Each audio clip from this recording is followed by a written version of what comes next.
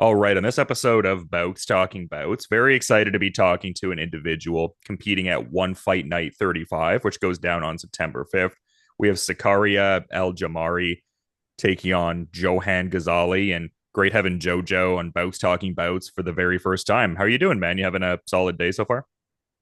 I'm good, bro. I'm good. A little tired, full day of training. So just had dinner. So everything's going perfectly fine. No injuries, no sickness, no nothing bad really. Just hard work. Tired. Yeah, I mean, I feel like that would, be kind of part of the whole package with you working with the kind of caliber of fighters that I see you with. Like I've seen you with like Superbon and Nong-O, so it makes sense that you would be tired from all that. Yeah, bro. 100%. Every day, we give it our all, and yeah, especially it's Friday, so we're approaching end of the week, and we've been having a pretty tiring week, hard work. So yeah, it's expected. Yeah, no, it's just exciting to, see you get back to it and everything like that. I feel like you've endeared yourself to the one championship fan base and stuff like that. Like I feel like they really love your story just in terms of like how important, Muay Thai has been to I guess just, your family and stuff like that and how well you've taken to like the one championship specific style. Like do you feel like very well received by the one fans and stuff like that? Because it seems like they've really, I guess, latched themselves to you and really supported you in a big way. Yeah, yeah, definitely. One championship fans have supported me from the start, and especially Malaysian fans. I've really grown a very strong fan base in Malaysia, and I'm proud of it. So yeah, I love the fans, and I wouldn't be doing what I'm doing without the fans, really. And it just seems like this, I guess, specific permutation of Muay Thai, like with one championship using the smaller gloves, really lends itself well to what you're doing. I guess, like, how much, I guess, stylistic amendments do you have to make from, I guess, traditional Muay Thai that generally uses the bigger gloves versus like how you would approach, I guess, like the one championship permutation of Muay Thai? Like, it would seem like I guess like defensive elements would be a bit different, just considering the differences in like I guess what your guard would be and whatnot. I mean, I'm lucky because I joined one championship very early on in my career. I signed the contract when I was like 16. So I didn't really fight. I fought in like stadiums with big gloves and 5 round fights and the traditional Muay Thai. So, but my goal has always been one championship. I knew what I wanted to do. So I've always been like planning my style and training my style to fit into one championship, not with 4 ounce gloves, but the fast paced 3 round style. So, and thank God that the I feel like the 4 ounce gloves really fall into my favor. Of course, it's not a God given talent. I had to work a lot, really hard for me to evolve into this style and learn how to block properly, how to punch properly without breaking your hands, and there's so many obstacles that I went through. But I'm glad to say that I feel like this style suits me. The 4 ounce glove suits me. And it's interesting because I was seeing that your dad was very much part of the old school Muay Thai scene in Malaysia and whatnot. And it can be kind of curious because sometimes there are those things that are like very rooted in like, this is the tradition of it. This is how you have to go about doing it. Like, I guess, have you had any traditionalists in terms of like the Muay Thai traditionalists like have a certain sentiment about like the one championship permutation of it? Is it mostly just like it's still Muay Thai at the end of the day for a lot of people, and you're just ultimately flying the flag for a great martial art? Like, how do you, or how does that, I guess, experience kind of, I guess, enter your purview? Like, how does that all shake out, I guess? I mean, definitely, there's always going to be traditionalists. There's always going to be people who say, uh, "This is how you do it, and this is how it's supposed to be." But at the end of the day, everything has to evolve. Every sport has to evolve. Every person has to evolve. So I'm just doing what I think is best at the moment. I can stay in traditional Muay Thai and do 5 round fights, but I wouldn't be in the position that I am. I wouldn't have the fan base or the or the crowd reach that I have. So I'm just making the best moves possible, and I like it, you know. And if one day once Muay Thai changes into something else, I'll be there too, you know, because I'm ready to evolve and I'm ready to. I mean, even if you look at it from a different point of view, you know, this is how the best species stay alive. You know, you have to evolve. If you don't, you're dead. So yeah. Yeah, no, I hear you, man. It's just really cool to see because it seems like there's so much combat sports history all throughout your family. Like I was seeing an article talking about your grandfather and whatnot, and like you're talking about, I guess, like from her dad's side and whatnot, that Yeah. there was a bit of boxing history there. Fought on some Jack Dempsey undercards. His Yeah. name was Erick Johnson Sr. Fought under Yes. Swede Johnson. I mean, that's incredible, man. I mean, such great combat sports history there. Absolutely, absolutely. And, you know, combat sports in my family goes way back. So, uh, yeah, fighting in my family is they don't go apart.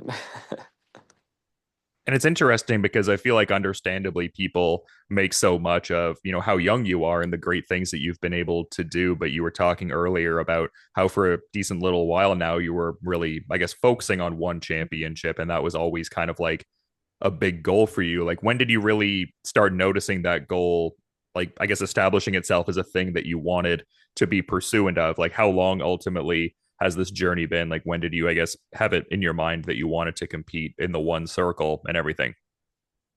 I mean, really, since I really started, you know, because we've all realized that one champ like Muay Thai in one championship is like the biggest stage for us. So it's always been my goal, you know. I see stars like Stamp, I see stars like Rodtang, like Nong-O, like all these legends, you know, and I see them with the giant gold belt on in front of thousands of fans, you know. That's what we want to do. And yeah, at the end of the day, I wouldn't say that 5 round Muay Thai is dying, but it's definitely less entertaining to some people, and if I would have sticked with that, I would have a lot less reach on people, I guess, you know, a lot less influence, a lot less uh the yeah, you know, I just wanted to be in one championship because it's more entertaining, it's more fun for me, and yeah, you know, it's just always been the goal because one championship has been the pinnacle of Muay Thai. Yeah, no, it's incredible to see for sure and everything like that. And I was kind of seeing a Reddit AMA that you were doing at one point, and I thought it was kind of funny. I was seeing there was someone asking you a question about like, oh, who's one of the fighters that you hope you never have to fight? And you said Rug Rug. Like, what are your Yeah. thoughts on that? And that was great, obviously. But what are your thoughts on that rematch with Umar Kane and Anatoly Malaikin coming up? I love them both. You know, I love them both. They've both, uh, I don't know. They've both been very supportive of my career, and actually, I met Anatoly a few times. Very nice guy, very humble guy, very strong. Rug, very strong, but I don't know. I really can't choose, you know, because I love them both, and I just hope it's a war. I really can't choose. No, I'm sure it'll be a great fight, man, no doubt. And you did mention Stamp Fairtex a bit ago as well. I mean, that seems like someone that has given you a certain level of inspiration. I mean, she's just done such exemplary things, winning titles in three different combat sports disciplines. Like, what are your thoughts on her return later on this year? That would seem like an exciting development there. Yeah, I'm excited. I'm excited. I'm definitely excited for that one because Stamp was one of the very first one championship fighters to like acknowledge me, really. You know, and when I was like up and coming, she was the shit. You know, she had the kickboxing Muay Thai belt, going for MMA. So yeah, she's already a legend, and her coming back is like is gonna be something cool to watch. So yeah, I'm excited for her. Yeah, and it would seem like someone that could be able to provide like a quasi, I guess, blueprint in a way, because it seems like you have a certain level of interest in maybe trying out MMA yourself one day. So, I mean, I feel like a great example of that would be Stamp, just transitioning that Muay Thai skill set to MMA. Yeah, definitely. definitely. One day, it just shows that how strong Muay Thai is in striking and stand-up combat. So, yeah, if Stamp can do it, hopefully I can do it. Yeah, no, it's so exciting, man. Just great time to, be part of the one championship fold in the Muay Thai ranks and stuff like that. But I guess speaking to your upcoming opponent, Zakaria El Jamari, what are your assessments of what they bring to the table? Because I mean their last fight was under kickboxing rules, but obviously, several Muay Thai bouts and also some gloved boxing action even prior to that. So I guess what are your thoughts on their skill set and general resume heading into this fight on the 5th? Zakaria? Yeah, just your upcoming opponent here. Yeah. Yeah, he has good boxing. He has really strong power, and he's fought a bunch of good fighters. So I mean, I'm expecting a good fight. I'm expecting to go toe to toe with him, and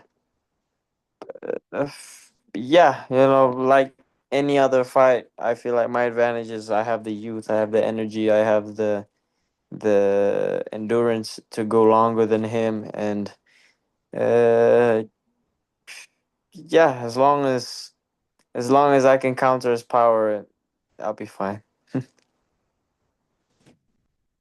Yeah, I mean, just such an interesting matchup for sure. I mean, are there any other? I mean, obviously you wouldn't be overlooking this matchup per se, but I feel like there's a great crop of talent in your weight category right now and everything like that. So it seems like there's great options to be had. And I guess even for you as well, referencing that Reddit AMA again, someone was asking you your dream fight in the division, and it was a rematch with Johan and everything like that. So yeah, it would seem Yeah. like you have a multitude of options going forward, even beyond this fight. Yeah, there's so many I can't even choose, but honestly, I just want to fight as soon as I can. I want to fight as much as I can because I'm never gonna get these years back of me recovering like Wolverine. So I just want to fight as much as I can. Anyone, just get as much experience as I can, and then hopefully when my prime years come, I'll be ready for anything. Yeah, I mean, yeah, I get what you're saying in that kind of regard. It seems like you've been quite active this calendar year, that with this being your third fight and everything like that. So I would imagine you're happy with the rate of activity just going off of what you said. Yeah, yeah, yeah. I mean, if I could fight a little more, then I would, but I think this is like just enough for me.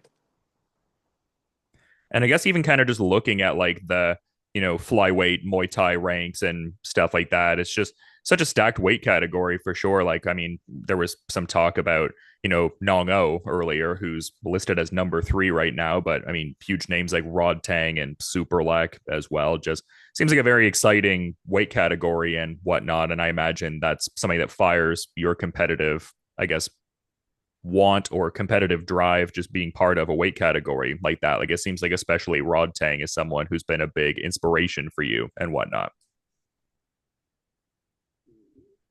Definitely, this is what everyone comes to one championship for is to compete against the best, and to be the best, you need to fight the best. And yeah, there's so many big names. There's Rodtang, there's Kong Turani. I would never fight Nong-O because Nong-O is like a big Mm-hmm. brother for me. He teaches me so much here. But other than that, I would fight anyone. It's very cool to be in this division with all these legends and even be mentioned in the same level as them. So if I was given the opportunity to fight any one of them, I would. So yeah.